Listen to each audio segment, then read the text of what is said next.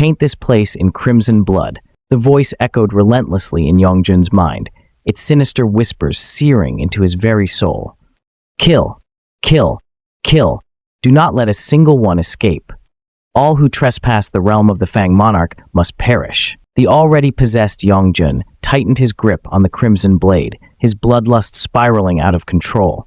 Meanwhile, at the evacuation site, the sound of shovels striking the earth echoed through the cavern, reverberating like war drums. Workers exchanged puzzled glances, looking around for the source of the noise, only to freeze in shock. 3 shadow goblins were mining at an inhuman speed, their bodies showing no signs of exhaustion. Even Lim Dogyun was stunned. He turned to Suho, his voice laced with disbelief. "What kind of summoning skill is this? Most hunters could barely summon 1 creature. Some, if lucky, could summon 2 at most. Yet Suho in E rank had summoned 3 with ease." Lim Dogyun couldn't shake the feeling that something didn't add up. Suho, unfazed, muttered to himself, "There are downsides to shadow extraction. I am limited to just 3, and it requires corpses.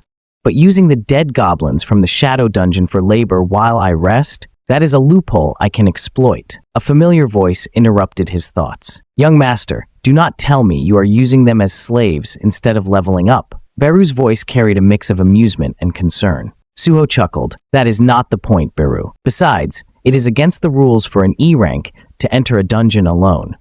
The hunter ranking system is still new, and there are too many flaws in mana evaluations.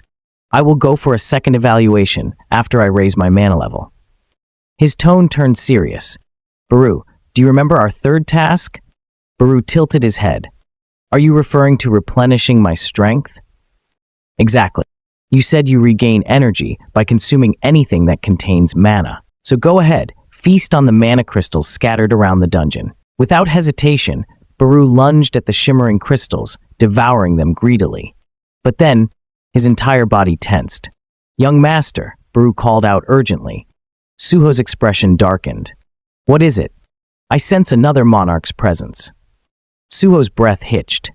"Is it my father?" His voice wavered, hope flickering in his eyes. Beru, however, shook his head. "I am afraid not. If it were the monarch of shadows, my strength would have been instantly restored. This presence belongs to someone else."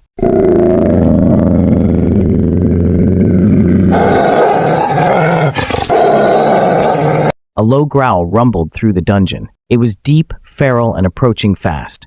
The workers turned pale as red glows flickered in the darkness. Then 3 massive red wolves emerged, their berserk eyes gleaming with bloodlust. Before anyone could react, the mining team scattered